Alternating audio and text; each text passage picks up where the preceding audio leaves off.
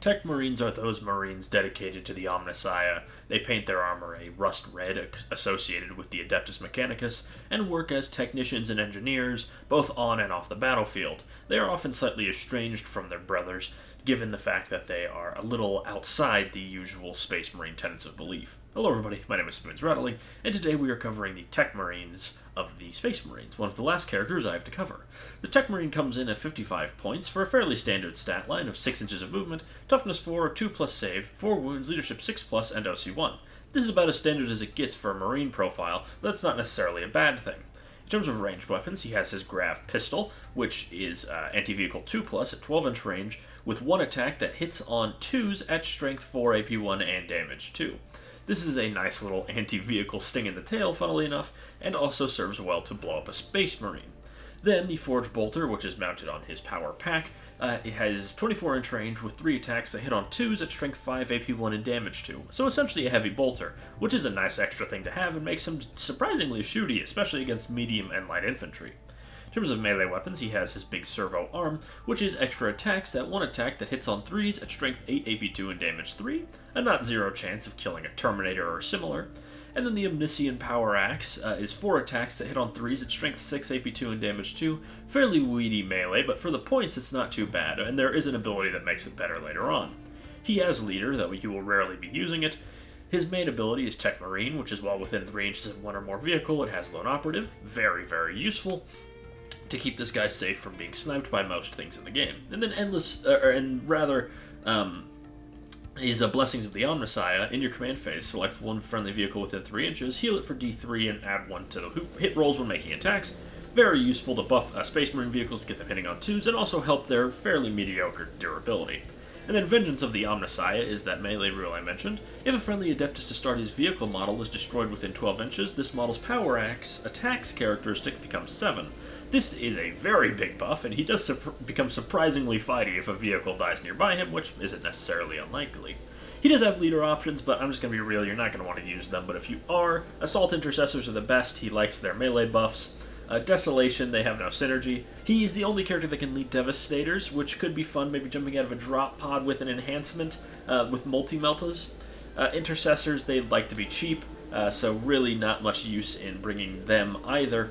And then the Tactical Squad are pretty much the same as Intercessors.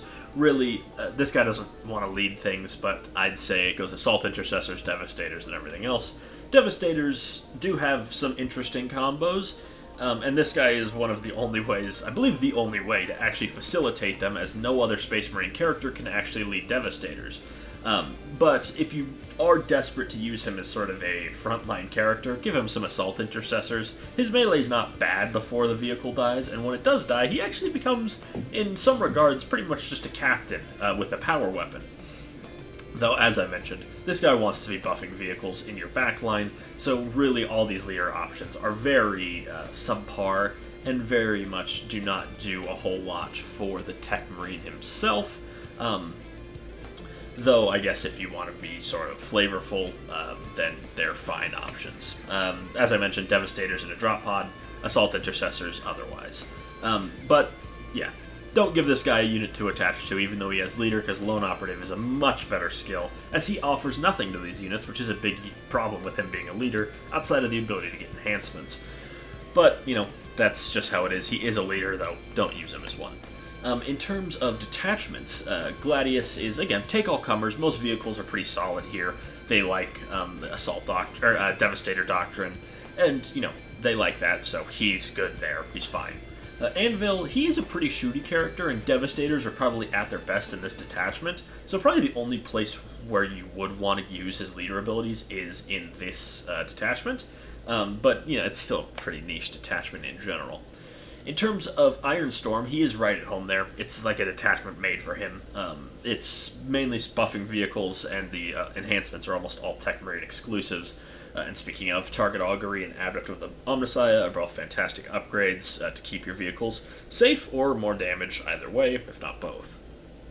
In terms of Firestorm, he doesn't have much of a role there. Most vehicles are using torrent weapons and are also usually transports, so they're just rocketing up the front line, so this guy will be left behind and will just be a sitting duck to be shot, so I wouldn't bring this guy in Firestorm unless you're playing very vehicle heavy for some reason.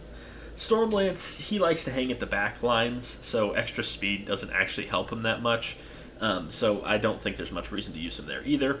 Vanguard, it's a very infantry-heavy list, but, you know, in that way, having a few tanks in the back line isn't the worst, and in that situation, this guy is a fine option with maybe a battery of Gladiator Lancers.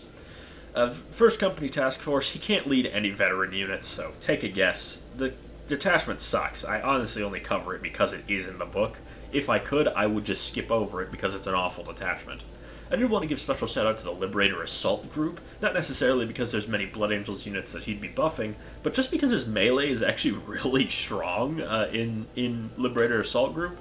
That extra strength and attacks goes a long way, especially when he goes into rage mode. If a vehicle explodes, he'll be very, very choppy, which I think is an interesting option at the very least if you're running that detachment. Tech Marines have had a very simple history. They usually just stand around a vehicle and make it better. And this guy does the exact same thing. He does the job totally fine. Space Marine vehicles aren't super tough, so his healing goes a long way. And pinning on 2s is big for the big swingy weapons like laser destroyers on, say, a Repulsor Executioner, or on a Gladiator Lancer.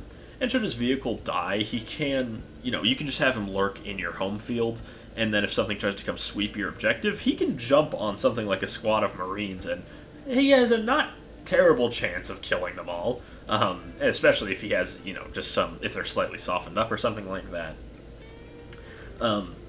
But the general rule of thumb with Tech Marines, and this has been the case pretty much forever, if you're running a lot of vehicles as your main firepower, then yeah, bring a Tech Marine 10 out of 10 times. But if you're only running 1, maybe 2 vehicles, they're not working in concert, they're on other sides of the field, there's really not much benefit to bringing this guy. As I mentioned, he can lead things, but that's really not worth doing outside of Devastators, because if you want to lead Devastators, he's legit your only option.